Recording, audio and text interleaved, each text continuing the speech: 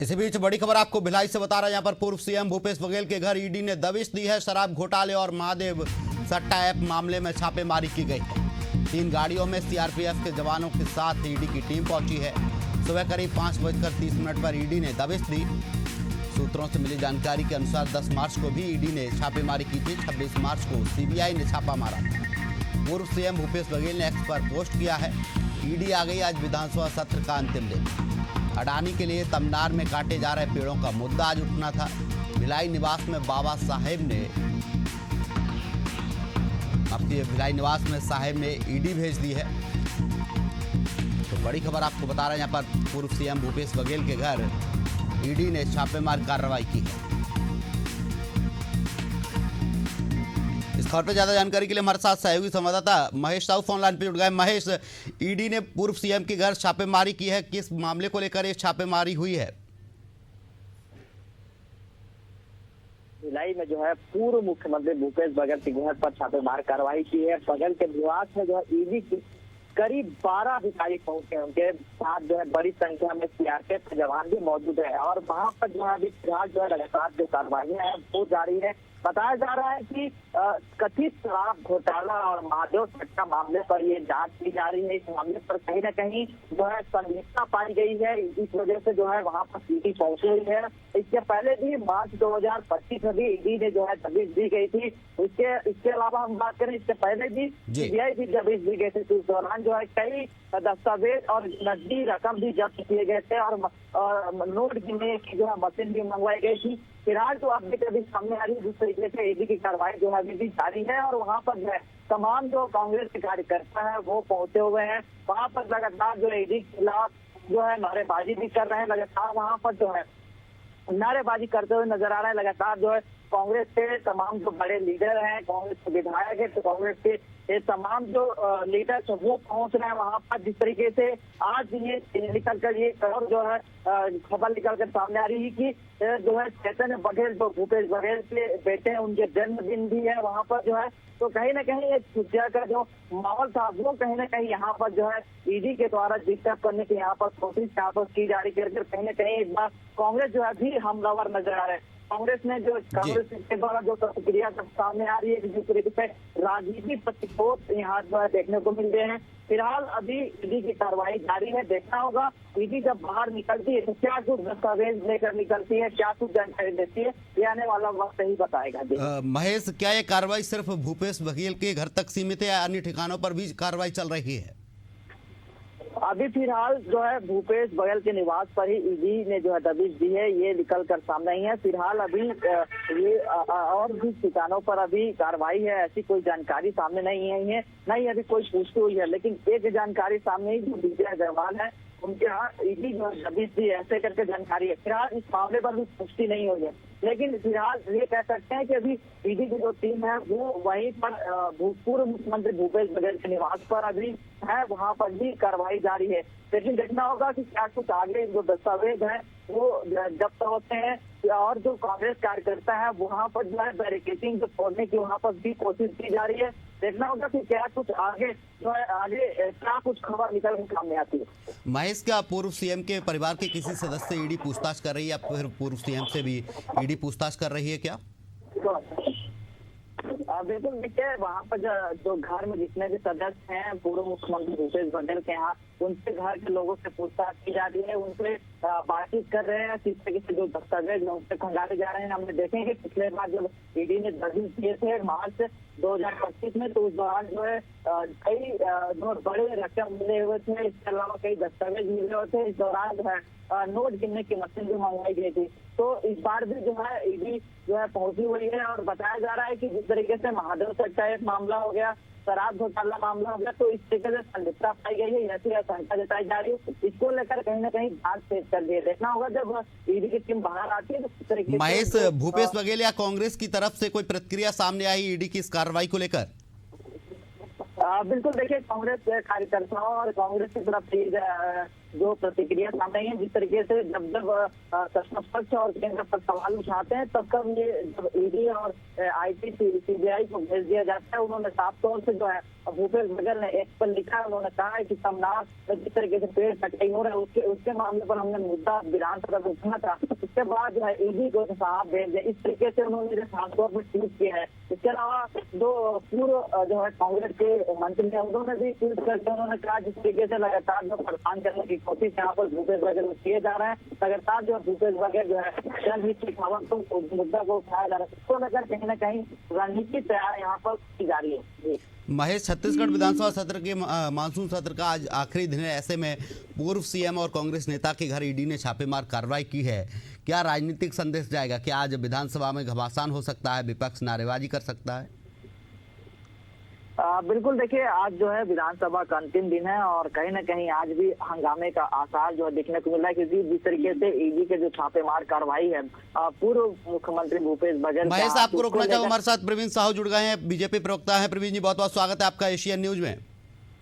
जी नमस्कार, धन्यवाद। प्रवीण जी, आज मानसून सत्र का आखिरी दिन है विधानसभा के, ऐसे में पूर्व मुख्यमंत्री के घर ईडी ने छापेमार कार्रवाई की है। आरोप लग रहे हैं कि बीजेपी के इशारे पर एक कार्रवाई की गई है। देखिए, सारे आरोप झूठ है, बेबुनियाद है। जो व्यक्ति भ्रष्टाचार करेगा उसके घर पर निश्चित रूप से सभी संस्थाओं की रेट पड़ेगी। यदि आप घोटाले करेंगे तो आपके यहाँ भाई तो आपका स्वागत तो होगा नहीं। आप घोटाले करेंगे तो जो संवैधानिक संस्था है वो अपना काम करेंगी और निश्चित रूप से जितने भी व्यक्ति सम्मिलित हैं उनको लगातार तहकीकात के बाद गिरफ्तार करके आगे की प्रक्रिया के माध्यम से उनको कहीं न कहीं न्याय दिलाया जाएगा। लेकिन पूर्व मुख्यमंत्री ने एक्स पर पोस्ट किया है, ट्वीट किया, उन्होंने लिखा है कि साहब ने आज मानसून सत्र के आखिरी दिन ईडी भेज दी है। साहब चाहते हैं कि हम विधानसभा में कोई मुद्दा ना उठाएं। अब ये तो खिसियाए बिल्ली खंबा नोचे है। जनता जानती है कि पहले 2100 करोड़ का शराब घोटाले के विषय में जानकारियां आ रही थी, लेकिन जब जांच और गहन हुई तो ईओडब्ल्यू ने पता किया कि जांच जो घोटाला केवल 2100 करोड़ का नहीं बल्कि 3200 करोड़ रुपए का घोटाला है। तो निश्चित रूप से ऐसे घोटाले करने वाले कहीं न कहीं जो है उनके जांच के माध्यम से उन पर आंच आ रही है, इसलिए उलझुल बयान दे रहे हैं। आप भी जानते हैं कि तत्कालीन आबकारी मंत्री कवासी लखमा जी इसी विषय पर भी जेल में है। तो निश्चित रूप से कहीं हम कहें तो तत्कालीन मंत्री हैं या जितने भी व्यक्ति जेल में हैं और जनता जानती है कि सिंडिकेट कौन चला रहा था, किसने नियमों में परिवर्तन किया और किस प्रकार से कहीं न कहीं इस प्रदेश की गाड़ी कमाई को लुटा दिया। तो निश्चित रूप से इस विषय को लेकर सरकार बहुत गंभीर है और भाजपा की सरकार भ्रष्टाचार के खिलाफ जीरो टॉलरेंस की नीति अपनाती है। इसमें लगातार कार्रवाई हो रही है। जी बिल्कुल प्रवीण जी, हमारे साथ बने रहिए। हमारे साथ धनंजय ठाकुर जुड़ गए हैं, कांग्रेस प्रवक्ता हैं। धनंजय जी, बहुत बहुत स्वागत है आपका एशियन न्यूज में। आज ईडी ने आपके पूर्व सीएम के घर छापा मारा है। देखिए, अडानी के जो तमनार जंगल कटाई सरकार करवा रही है संरक्षण देकर, इसका विरोध कांग्रेस पार्टी के नेता भूपेश बघेल जी, दीपक बैज जी कर रहे हैं, क्योंकि बस्तर के लेकर सरगुजा तक जो अडानी को खनिज संपदा को लूटने की छूट जो भाजपा सरकार ने दे रखी है। और आज सदन में तमनार जंगल कटाई का मुद्दा उठा था, भूपेश बघेल जी उठाने वाले थे। इससे घबराई भाजपा की सरकार अपने मित्र अडानी को बचाने के लिए ईडी को भेज दिए हैं। ईडी जो है भूपेश बघेल जी को विधानसभा में रोकने के लिए छापामार कार्रवाई कर रही है और इस पूरा प्रदेश देख रहा है कि किस प्रकार से अडानी को लेकर जंगलों को कटाया जा रहा है, किस प्रकार से सरकार भ्रष्टाचार कर रही है। आप देखेंगे 300 रुपए का जो स्टील का एक जग आता है उसको सरकार 32,000 रुपए में खरीदी है।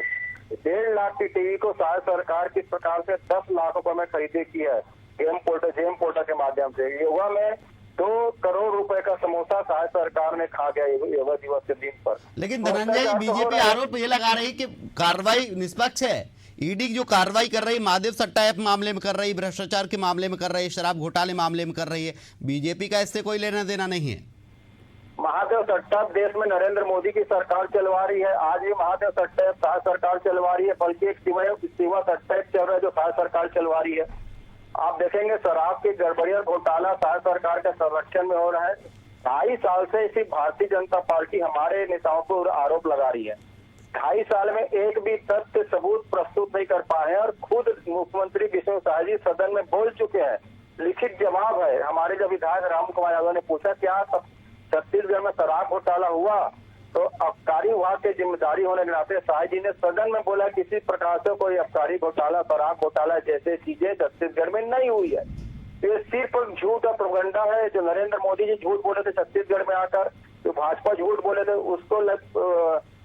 उसको प्रमाणित नहीं कर पाए। और मैं कह रहा हूँ अडानी के बचाने भाजपा चाहती है कि अडानी बस्तर से लेकर सरगुजा तक के जंगलों को काट दे, आदिवासियों के प्रकृति के जो पूजक आदिवासी उनके देवी देवताओं को ये तबाह कर दे, वहाँ के खनिज संपदा को अडानी लूट ले, और इसका विरोध कांग्रेस पार्टी करे। हल्दे में आप देखे ना, हल्दों के जंगल कटाई का विरोध कर रहे हैं आदिवासियों के ऊपर विष्णु साय जी और नरेंद्र मोदी जी लाठियां चलवाते हैं, उनको जेल में बंद करते हैं, प्रताड़ित करते हैं। तमनार में आप देख लीजिए, तमनार के जंगल कटवा रहे हैं और वहाँ गांव-गांव में हर घर में पुलिस का पहरा बिठाते हैं।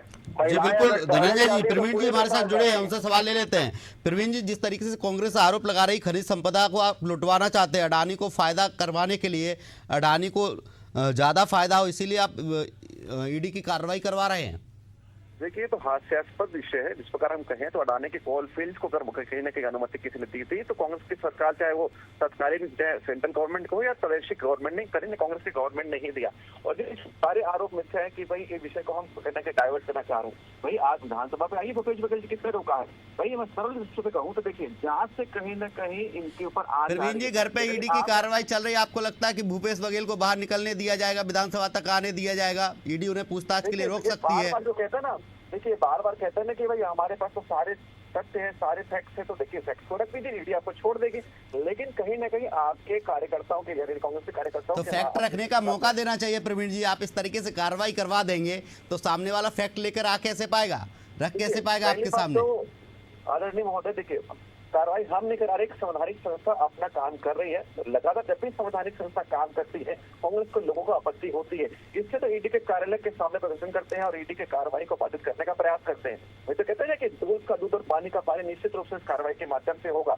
और वही कह रहा हूँ कि देखिए, जब ईओडब्ल्यू जब अपना कार्रवाई करती है तो जो 2161 करोड़ का घोटाला है वो बढ़कर 3200 करोड़ का हो जाता है। और देखिए, जनता भी जानती है कि आदरणीय विष्णुदेव की सरकार में हमने वर्तमान में जैसी ही जानकारी आई, हमने 22 बड़े बड़े अधिकारियों को हमने निलंबन किया। भूपेश बघेल जी बता दीजिए, उनके कार्यकाल में कितने लोगों आपने निलंबित किया? जैसे कोई संगठित लूट का कोई काम अगर किसी ने किया तो भूपेश बघेल ने किया। सरकारी शराब की दुकानों में 2-2 काउंटर रखते थे, वैध और अवैध, और जिस प्रकार से नकली होलोग्राम और नकली शराब बेचकर जिस प्रकार से इस प्रदेश को, जनता को ठगा गया, निश्चित रूप से उसमें जब काम हो रहा है तो कांग्रेस पार्टी को कहीं ना कहीं, अगर हम कहें तो आपत्ति होना स्वाभाविक है। क्योंकि देखिए, संगठित लूट करने वाले, कहीं ना कहीं लोगों को ठगने वाले कोई है तो कांग्रेस की पार्टी है, चाहे वो प्रादेशिक नेतृत्व हो चाहे राष्ट्रीय नेतृत्व हो। जी धनंजय ठाकुर जी हमारे साथ। धनंजय जी, बीजेपी प्रवक्ता कह रहे हैं कि कार्रवाई निष्पक्ष है, संवैधानिक संस्था कार्रवाई कर रही है, ईडी की कार्रवाई 3200 करोड़ के घोटाले की जांच कर रही है, इसीलिए पूछताछ कर रही है।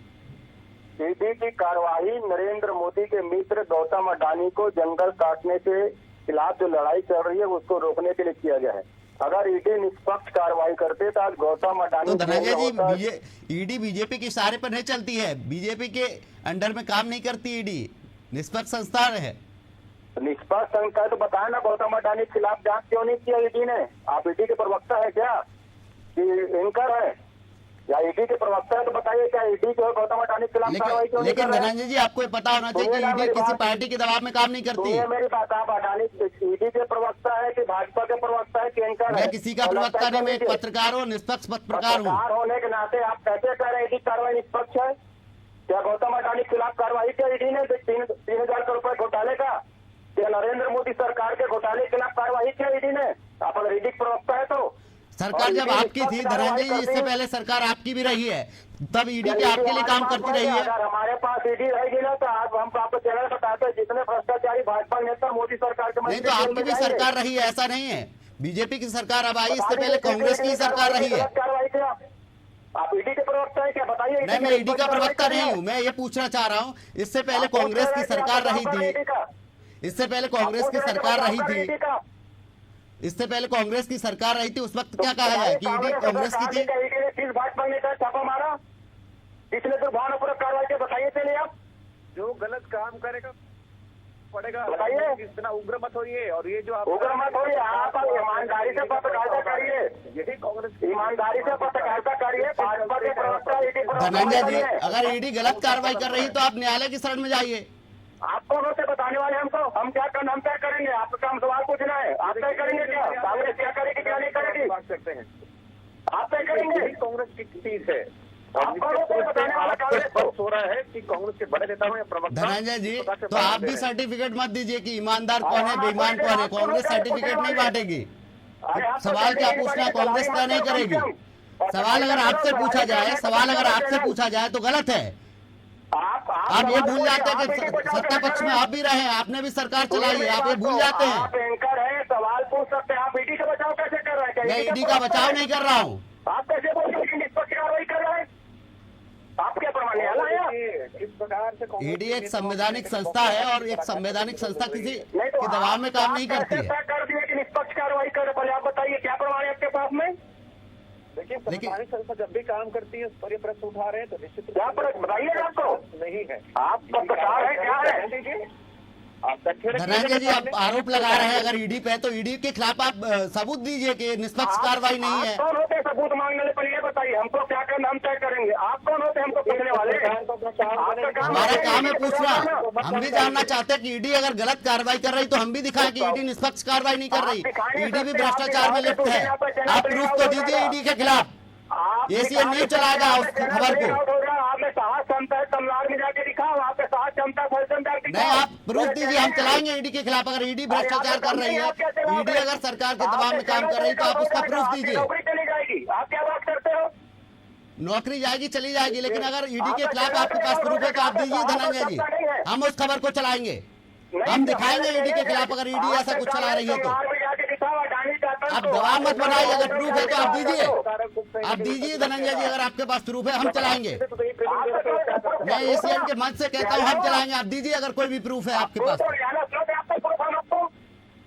नहीं, आप दीजिए, हम आपका सहयोग कर रहे हैं, हम कांग्रेस के साथ हैं। अगर कांग्रेस कोई ऐसी चीज हमें देती है, नहीं, अगर कांग्रेस कोई चीज देती है हम कांग्रेस के साथ हैं। आप प्रूफ दीजिए, हम आपके साथ हैं।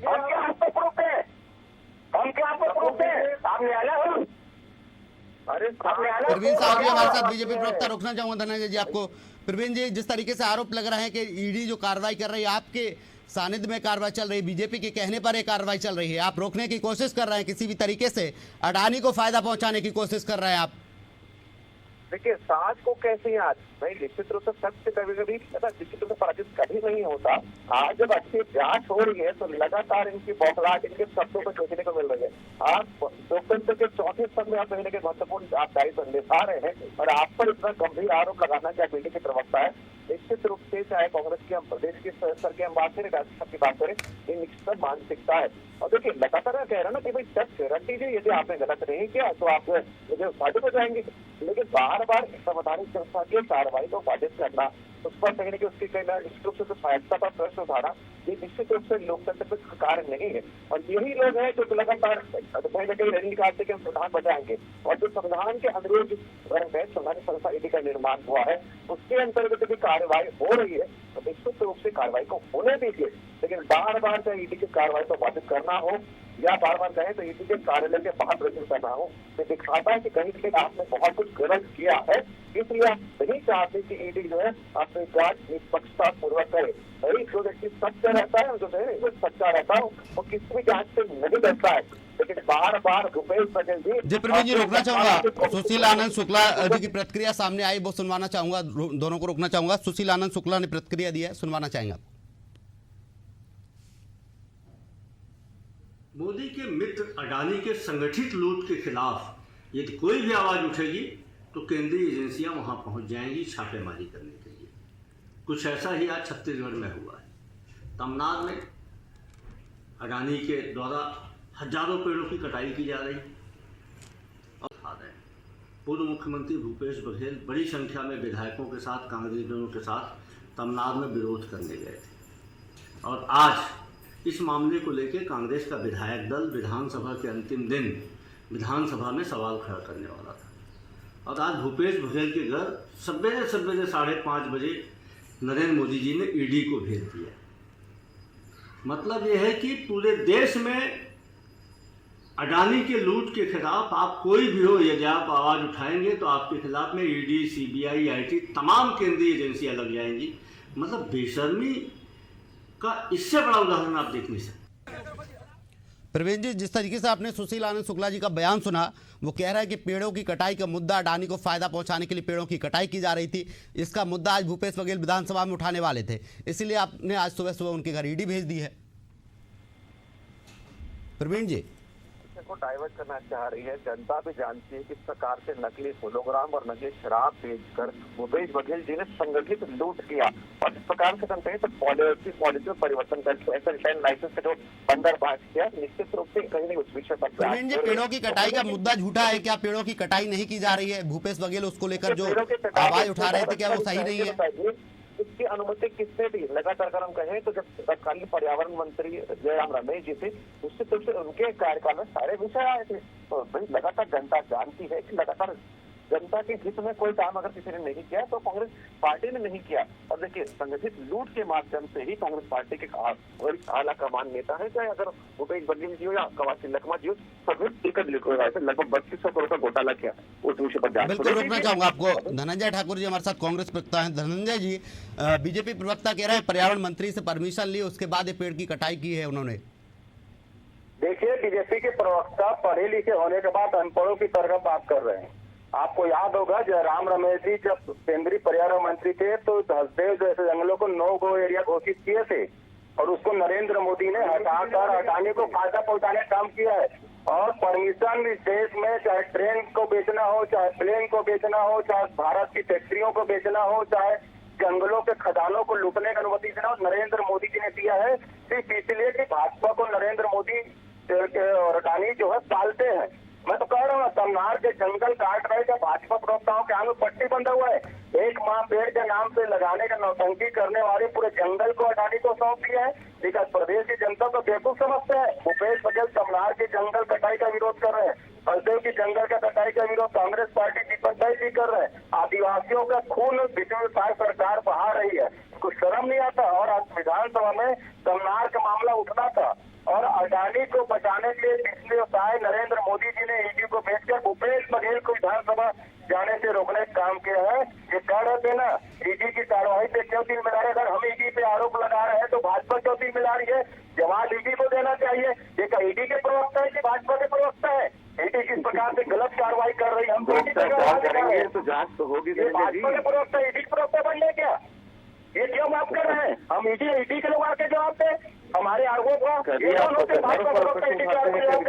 प्रश्न उठाते हैं, है ना, जवाब तो आपको देना पड़ेगा। ईडी के प्रवक्ता आके देना, भाजपा का प्रवक्ता क्यों जवाब दे रहे? क्योंकि दूध में मक्खी की तरह भाजपा पे जुड़ी हुई है और दाल ही काला नहीं, पूरी दाल काली। धनंजय जी, क्या कोशिश हो रही है भूपेश बघेल की राजनीति को कम करने की, कांग्रेस को दबाने की कोशिश की जा रही है क्या?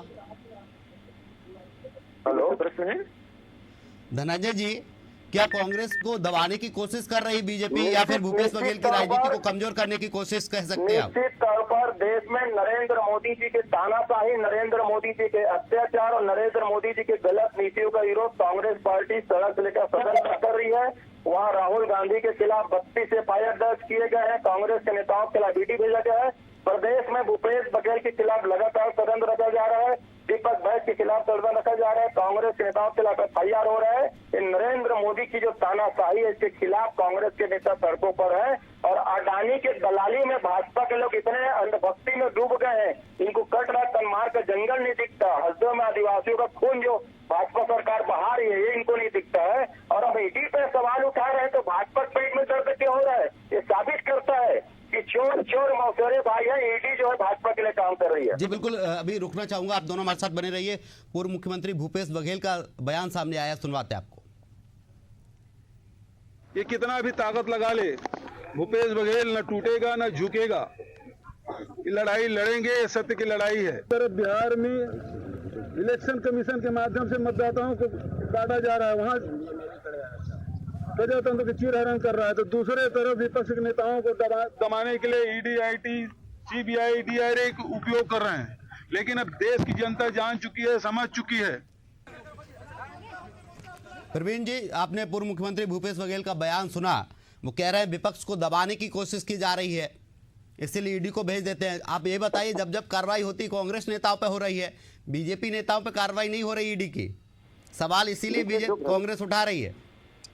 जो भ्रष्टाचार करेगा उसके पर तो जांच होगी। और रही बात देखिए छोड़ने की। आप भी जानते हैं कि कुछ दिनों पहले जो पॉलिटिकल अफेयर्स कमेटी की बैठक हुई थी, भूपेश बघेल जी ने क्या कहा था, अगर हम कहें तो उन्हीं के पार्टी के कद्दावर नेता तत्कालीन नेता प्रतिपक्ष चरणदास महंत जी के सामने उनके कार्यप्रणाली पर प्रश्न उठाया था कि भाई चरणदास महंत जी जो नरम पड़ते हैं, सरकार पर प्रश्न नहीं उठाते, तो निश्चित रूप से कहीं न कहीं विपक्ष स्वयं बटा हुआ है और एक दूसरे के पैर काटने के काम तो स्वयं कांग्रेस के नेता कर रहे हैं। हमको इस प्रकार से कुकृत्य करने की आवश्यकता नहीं है। जो मूल विषय है कि भूपेश बघेल जी उत्तर दें किस प्रकार आपने घोटाला किया, और देखिए जनता जानती है किस प्रकार से। देखिए 2500 करोड़ का शराब घोटाला करना, नकली शराब बेचना, नकली होलोग्राम के माध्यम से, वो भी सरकारी शराब की दुकान में दो काउंटर लगाना, और निश्चित रूप से जनता को आपने कहीं न कहीं जान पर जोखिम पर डाला। उस विषय पर जब यदि गंभीरता पूर्वक गहनता पूर्वक यदि जांच हो रही है तो आपको जांच में समर्थन करना चाहिए। आप स्वयं बोलिए कि भाई सारे जांच में मैं कहीं न कहीं सहयोग करूंगा, लेकिन आपने उनका बयान सुना होगा तो कह रहे कि झुकेंगे नहीं, टूटेंगे नहीं, लेकिन एक वाक्य भी यही नहीं कहा कि भाई सारे जांच में समर्थन करूंगा और जो भी होगा जांच का परिणाम मैं इसको निश्चित रूप से स्वीकार करूंगा। प्रवीण जी, अगर कांग्रेस आरोप लगा रही कि ईडी और सीबीआई केंद्र सरकार का चुनावी हथियार की तरह काम कर रही है, तो आप इसे खारिज करते हैं तो इसे खारिज कर दीजिए, बता दीजिए कि हमारे कहने पर काम नहीं कर रही है ईडी और सीबीआई, निष्पक्ष काम कर रही है, एक संवैधानिक संस्था है, निष्पक्ष काम करती है, बीजेपी के कहने पर काम नहीं करती है। ये हमेशा कहते हैं एंकर महोदय, देखिए हम हमेशा कहते हैं, देखिए संवैधानिक संस्था का निर्माण संविधान के अनुरूप होता है और संविधान के अनुरूप वो काम कर रहे हैं तो काम करने दीजिए, लेकिन लगातार केवल उनके प्रश्न कहीं न कहीं उनके कार्यवाही पर प्रश्न उठाना, लगातार कार्यालय का घेराव करना, ये कहीं न कहीं संविधान का अपमान है। और कांग्रेस पार्टी लगातार संविधान का अपमान पहले भी करती आई थी, अभी भी करी और आगे भी करते रहेगी, लेकिन वो संविधान से लेना देना नहीं। लेकिन बार बार जो मूल विषय कह रहा हूँ, क्या भूपेश बघेल ने भी एक वाक्य में कहा कि किसी भी जांच से डरते नहीं है, जांच में समर्थन करेंगे? क्या ये वाक्य उन्होंने कहा कि जांच में समर्थन करते नहीं? कहा किस कहाँ से समर्थन करेंगे? नैतिक साहस नहीं है। जिस व्यक्ति ने घोटाले पे घोटाले किया हो, 5 साल तक प्रदेश को लूटा हो, वो कहाँ जाके समर्थन करेगा? तो निश्चित रूप से जनता जान रही है कि जांच से इनके ऊपर आंच आ रही है और इसलिए कांग्रेस नेता तिलमिलाए हुए हैं।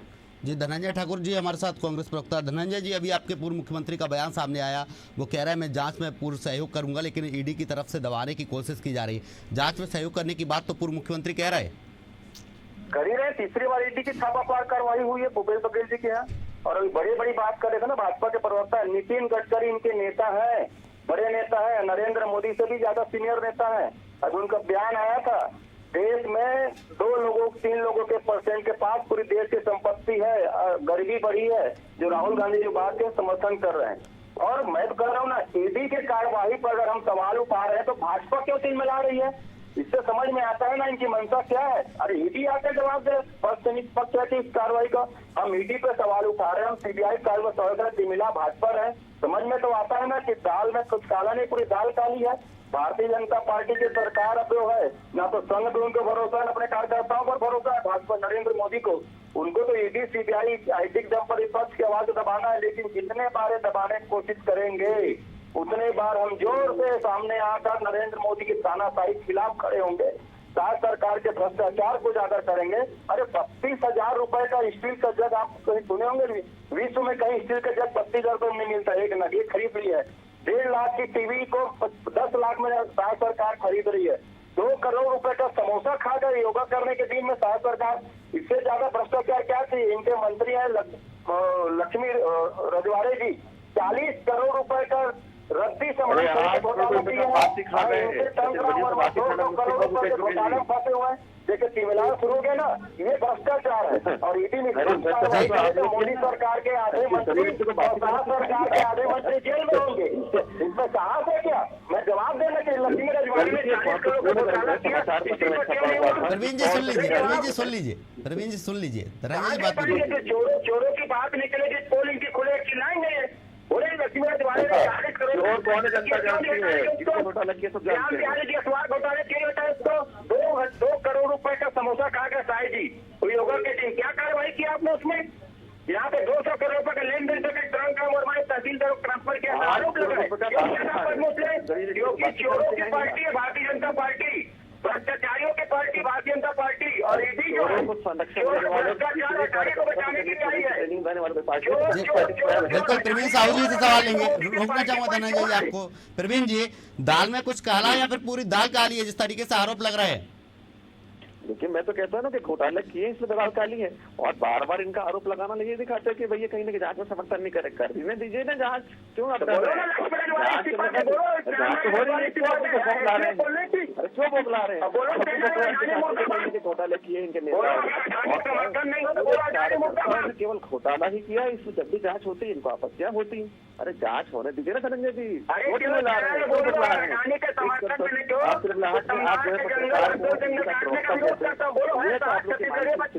लेकिन इसमें आपका दोष नहीं है, जो आपको राष्ट्रीय नीति ने ट्रेनिंग दिया उसी का परिपालन कर रहे हैं। भाजपा करती है और घोटाले का काम कांग्रेस पार्टी करती है, इसलिए लेकिन प्रवीण जी आरोप तो अभी कांग्रेस प्रवक्ता आप पर ही लगा रहे हैं कि 32,000 का आपने जग खरीदा, 2 करोड़ के आप समोसा खा गए हैं। मैं जवाब दे देता हूँ, वो टेंडर निरस्त हो चुका है, टेंडर निरस्त हो चुका है। बताइए आज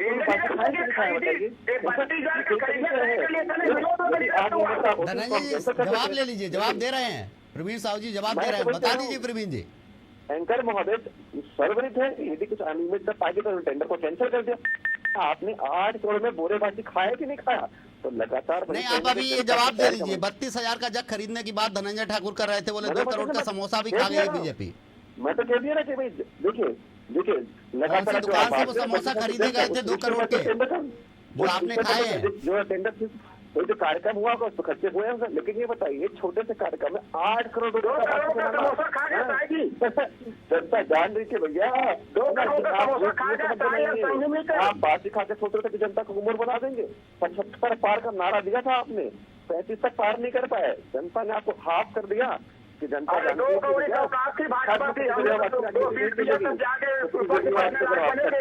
वास्तविकता में 36 जेल में है। बताइए ना, अगर कुछ किया नहीं है तो प्रवासी लखपति जेल में क्यों, बताइए मुझे। प्रवीण जी रोकना चाहूंगा आपको, धनंजय जी आपको भी रोकना चाहूंगा, हमारे पास समय का अभाव है, आप दोनों को ही रोकना चाहूंगा, हमारे पास समय का अभाव है। प्रवीण जी आपका बहुत बहुत शुक्रिया तमाम चर्चा के लिए, धनंजय जी आपका भी बहुत बहुत शुक्रिया तमाम चर्चा के लिए।